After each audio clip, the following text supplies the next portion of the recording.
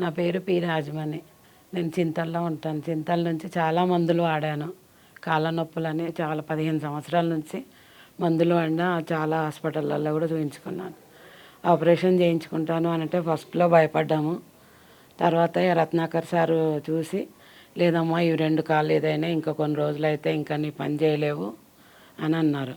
అంటే లేదు సార్, మరి ఇంకా ఎక్కువ ఇబ్బంది అవుతుంది ఆపరేషన్ చేయించుకుంటే అని అందరూ అంటుంటే భయం వేస్తుందంటే, ఏమీ కాదు అని అన్నా కూడా హాస్పిటల్కి వచ్చి కూడా లేదు నేను చేయించుకోను వెళ్ళిపోతాను అని అన్నాను.